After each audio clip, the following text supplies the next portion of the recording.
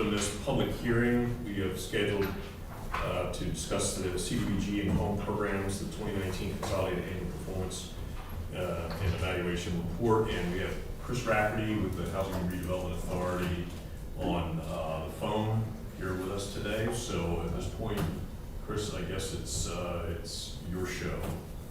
Thank you, Commissioner, and good morning. We're required by the U.S. Department of Housing and Urban Development to do our annual report to HUD 90 days after the completion of our program year. And our program year runs from January 1st to December 31st. So that's what we're meeting today. We advertise in the paper, inform the public of our requirements. Also, they have a 15-day comment period that they can let us know what their concerns are or any issues they have with the program. That ran from the 4th of March to the 18th. Then we're also required to have this public hearing to go over any issues again that the public may have and bring them to our attention, and we'll include them in the report. I'll give a brief summary of the accomplishments of the program for the program year ended December 31st, 2019. Under the CDBG program, we expended $886,841 on various activities, including social services, public facility improvements, economic development throughout the county. Under the home program, we expended $149,548.98 for rental housing development activities, and also capacity building for a CHODO, which is a nonprofit housing development organization. In addition, we spent, when you break down the percentages on the type of activities we funded, 96% of our funds went to activities that benefited low and moderate income individuals in the county. We spent 12.5% of the fund on social service activities. Again, these are information that we have to disclose to the public to let them know that we are within the requirements of the CDBG program. With that, I'll open it back up to any questions or comments anybody may have. I do not have any. No, I have none. Thank you. No, I'm good, Chris. Okay, I appreciate it. Thank you, Commissioners. Yep, thank you. Okay, since we have no additional comments, at this point I will adjourn the hearing, and we will now move on to the required public hearing for the Emergency Solutions Grant application for 2020. And is Jillian there? Yes, I'm here, Commissioner. Okay, very good. We're opening the public hearing. Do we need a roll call or anything for this? No. We do not, okay. So at this point, Jillian, it's up to you to give us the briefing. Go ahead. Okay, thank you, and good morning. On behalf of Cumberland County, the Redevelopment Authority is considering an application to the Pennsylvania Department of Community and Economic Development, DCED, for the Emergency Solutions Grant totaling $259,499 for 18 months. The county does have an existing administration agreement for this grant with the Redevelopment Authority of Cumberland County. The proposed budget includes $75,000 for emergency shelter essential services at the James Wilson Safe Harbor building. This includes case management, life skills, resident education training, and assistance in identifying permanent housing options. $47,000 for street outreach activities for Community Care's program Street Reach. This is a mobile outreach program in which caseworkers take case management and housing search activities to unsheltered homeless individuals and families living on the street throughout the county. They conduct on-site assessments and make appropriate referrals for shelter or other housing arrangements, along with provide urgent physical needs such as food, water, and blankets. $125,000 for rapid rehousing activities at the Cumberland County Housing Redevelopment Authority. This is rental assistance, financial assistance, housing location services, and monthly case management for those experiencing homelessness. And then $12,499 for administrative and data entry costs. As is established in the existing administrative agreement with the Redevelopment Authority, the grant requires a dollar-for-dollar match. This will be met using services provided at Samaritan Fellowship, a truck stop outreach program at St. Stephen Lutheran Church, cash donations to both Safe Harbor and CARES, value of donated labor and services and goods to both of those shelters, and county-supported housing program funds received and administered by the Cumberland County Housing Authority. So at this point, I'll open it up for any questions or comments. Commissioners? I do not have any. None, thank you. We have none today.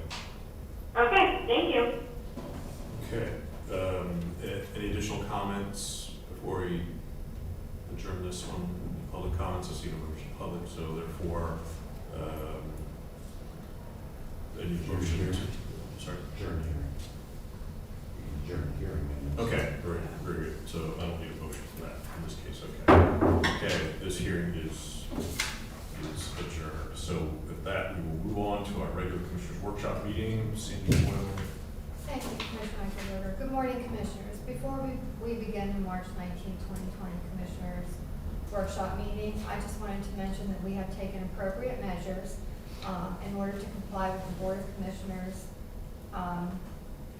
declaration of disaster emergency that you signed earlier this week, and suggestions received from the Governor's office as well as the White House to avoid larger gatherings as well as maintaining social distancing. All agenda items for discussion today will be done either through video teleconferencing or conference call. So with that being said, please join me in the Pledge of Allegiance by saying, I pledge allegiance to the flag of the United States of America and to the republic for which it stands, one nation, under God, indivisible, with liberty and justice for all. Thank you. I call this meeting to order at 9:06 a.m. At this time, open up the floor to public comments. Hearing none and seeing none, we'll move on to agenda item 3. And Chris, I just wanted to ask you again if you have anything additional to provide to the commissioners related to the CD, VG, and home programs. Hello? No, Sandy, no. Okay, thank you. Thank you. Agenda item 4, Jillian, I will ask you the same thing. Do you have anything further related to the resolution 2020-10 and the Cumberland County 2020 Emergency Solution Grant Program application? Only that the application is due April 23rd, 2020. The due date was extended due to the coronavirus. So we are just requesting action on the Tuesday, March 24th Board of Commissioners meeting to facilitate the necessary paperwork. Okay. Thank you very much. Thank you. Goodbye. Bye. Okay, agenda item 5 will be discussion of resolution 2020-9 regarding budget adjustment. And Tammy is not here today, so that budget adjustment is related to the Conservation District. The district programs is increasing its expenses by $156,000 due to the Sunoco Water Quality Improvement Project grants for $92,000 and the Growing Greener grant for $64,000. This is to complete the barnyard stacking pad and roof barnyard project, and there's no impact to the general fund. Commissioners, do you have any additional questions related to that? I do not. No. Thank you very much. Next, we'll move on to agenda item 6, and I will call Sophia Perry to discuss the JAG grant waiver for Hope Station, Carlisle. So let me get her on the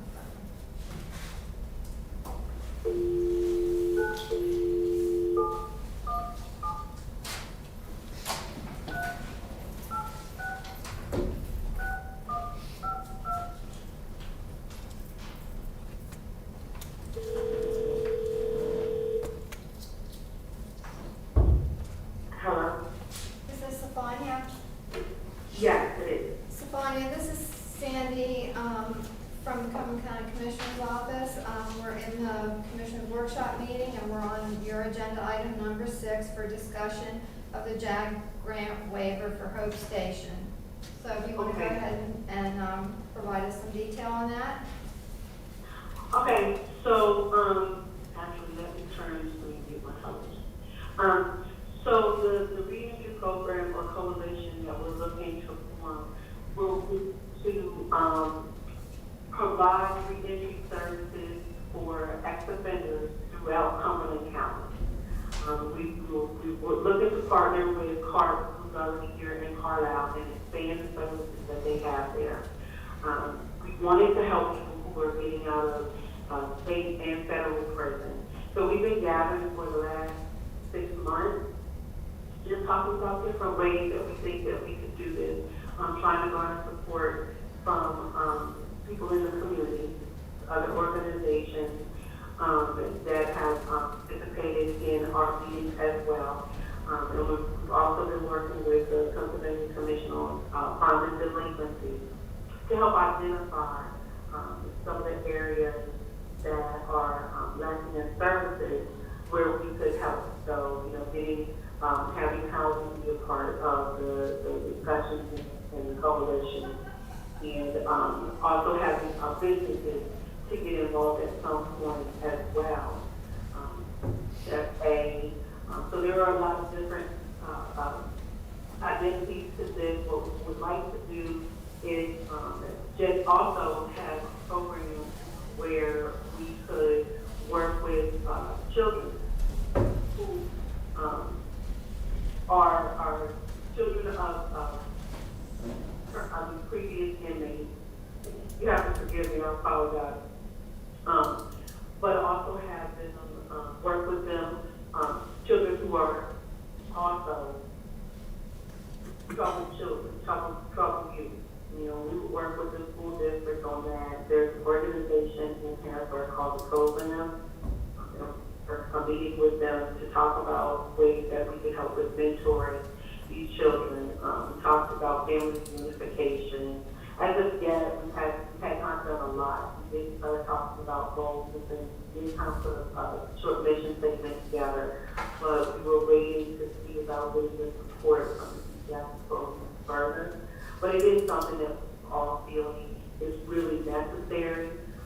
Now that Hope Station has acquired another space where we'll be able to do job development. Actually, just yesterday, we hired someone who will be working in the facility called Cyber Space. And we'll be able to do job development. We're partners with different college, partners with Career Link and Employment Skills Center. So we offer different things like GED classes if necessary, ESL if necessary, different types of job training. So we're just looking to expand some services here in Cumberland County. There is no reentry coalition or program for all of Cumberland County at this time. And we thought, if we could work together to put one, to implement one, we could better serve our community. Honestly, where the Hope Station is located, we see a lot of different people that either come for our services or they just come to hang out in the park. Because we're located in Memorial Park across the street from the Legion, Post 826. So we see a lot of traffic. We see a lot of people who are out of work or trying to find housing. We're also just down the street from community seniors where the homeless population is. And so we want to bring a program here that will help people that are getting out of jail. Any questions for Sophia? I do not have any. No. Thank you, Sophia. You're welcome. Thank you. Bye. Bye-bye. Next, I'd like to call on Stacy to discuss agenda items 7, contracts and grants. Good morning, Sandy. Good morning, everyone. Agenda item 7, point 1, A and B are existing contracts, contract extensions, or addenda with no additional costs or increases to the county, and they are as follows. Through Drug and Alcohol, UHS of PA Incorporated, Roxbury Treatment Center, and through the prison operations, LexisNexis addendum. Commissioners, do you have any questions, comments, or concerns regarding any of the above mentioned agreements? No. Okay. We'll move on to agenda item 7.2, which is new contracts, vendor services, grants, and contracts with increases or decreases to the county. And I'll start by calling on Darby, who is going to be joining us by conference call. I'll wait till he's with us.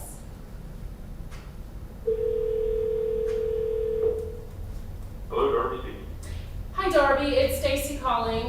Would you have a few moments, please, to discuss the grant for adult probation? I sure do. Thank you.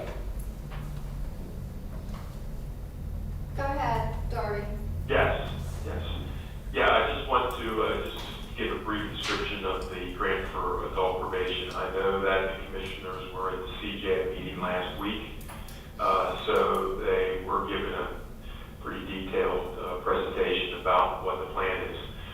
We have ran or have operated a reentry program here since 2016 on kind of a limited basis, and we're encouraged that the community wants to be involved with this community coalition.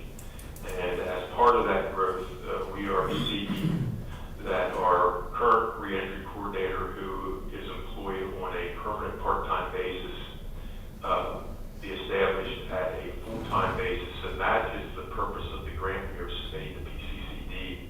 The cost, the difference in salary from part-time to full-time is included in the cost. Also benefits and some miscellaneous items. So that amount, I believe, is $40,526. Commissioners, do you have any questions for Darby? Do not. No. Okay, thank you, Darby, so much. Thank you. Bye. Next, I'll call on Carl, who is joining us by video teleconference to discuss the grant for the Conservation District. Carl? Greetings from the skeleton crew here at Allen Road. The Conservation District is seeking approval from the commissioners to apply for a non-point source pollution grant from our state association, the Pennsylvania Association of Conservation Districts. The money will be used for printing of brochures entitled The Homeowner's Guide to Water Management. And those 50 of those brochures will be used at a workshop that we're partnering with Penn State Extension in Upper Island Township. The rest of the brochures will be distributed with the other 14 MS4 municipalities. And there's no county funds needed. The matching will be just staff time for this grant. That's all I have. Any questions for Carl? No. Thank you, Carl. Thank you. Next, Eric is going to be joining us by conference call.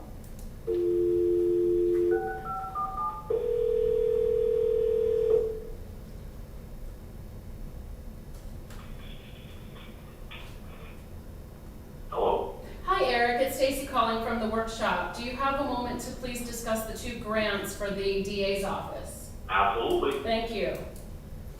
Go Can I ahead. start? Yes. Okay, good morning, commissioners. I have two grants in the hopper here going to PCCD. The one is for a $150,000 grant application to help purchase a liquid chromatography instrument for the toxicology section of the laboratory. And the second application is also the PCCD. It is a $45,000, they're both no match grants, it's a $45,000 grant application to help upgrade the gas chromatography instrument and also to upgrade our software in the laboratory. Do you have any questions for Eric?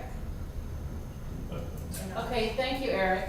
Thank you, have a good day. You too. Next, Ryan is joining us by video teleconference to discuss the Prevention Services Agreement. Ryan?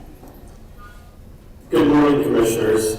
Valerie had been a member of our Youth Advisory Board whenever she was in high school, and whenever she graduated, she started volunteering for our prevention unit, and she's been a lot of help.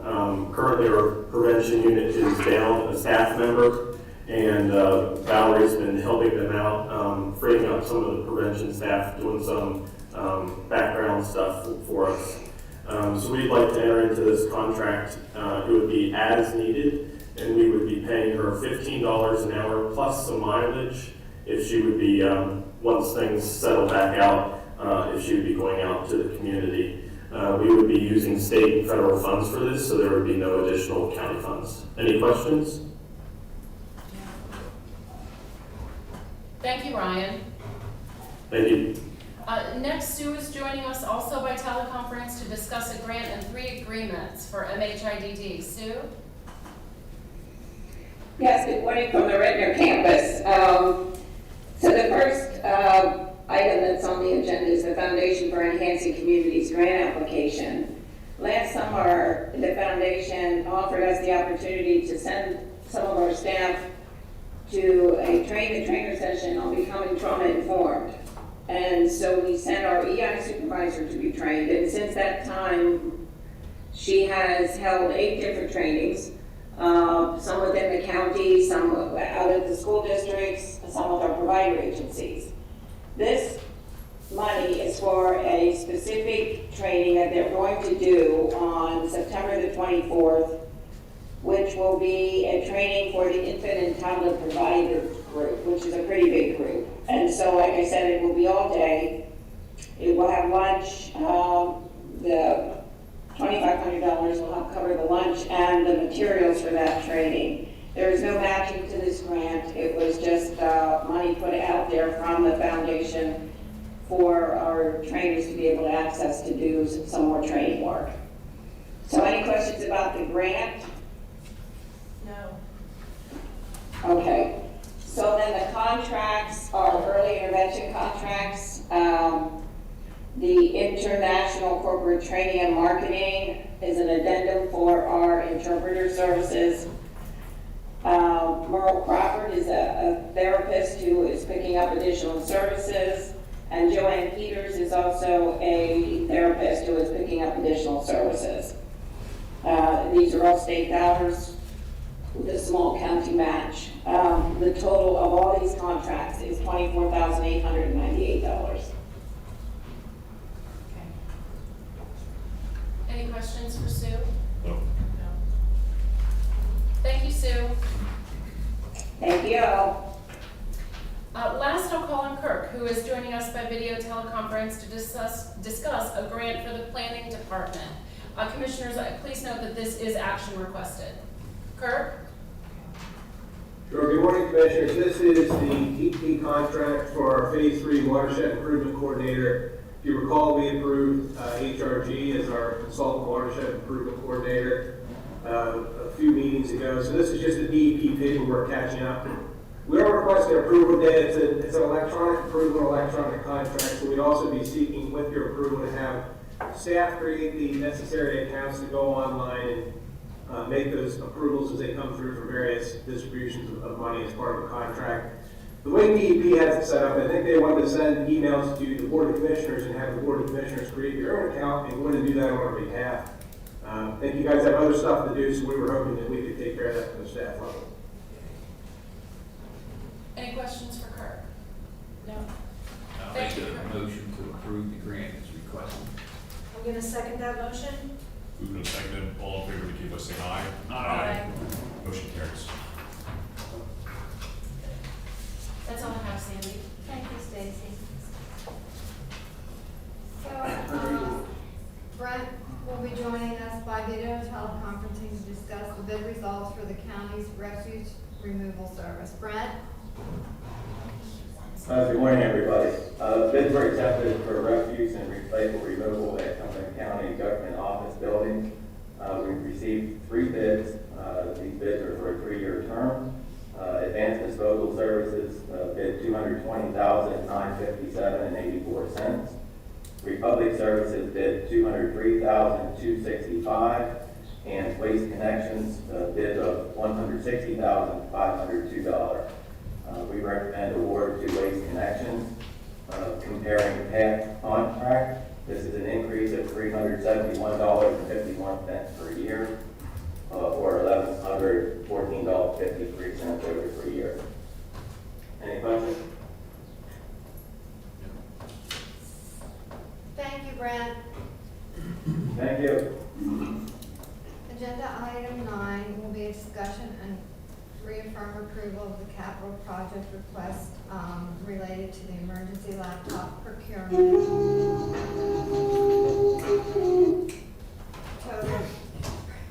Total project cost will be $77,200, and Commissioners, I believe you were informed of this via email. So we would ask for action requested today. Do I have a motion? I'll move to reaffirm the approval of the capital project request for emergency laptop procurement. Second. Moved and seconded, all in favor, indicate by saying aye. Aye. Any opposed, motion carries. Thank you.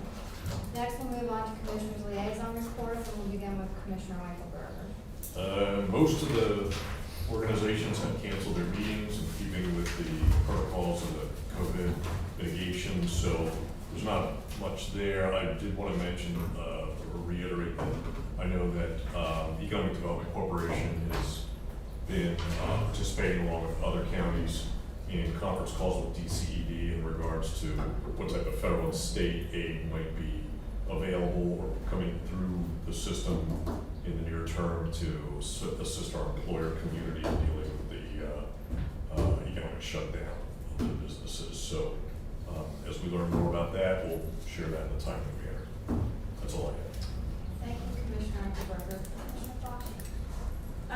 Most of my liaison meetings have been canceled. On Monday, though, the library board met, and during this COVID-19 crisis, the board agreed and so moved to allow online library services for people who are delinquent in their fines in the amounts of $25 or less. So the Cumberland County Library Services, they have a tremendous amount of online materials available, and I would encourage people to use them.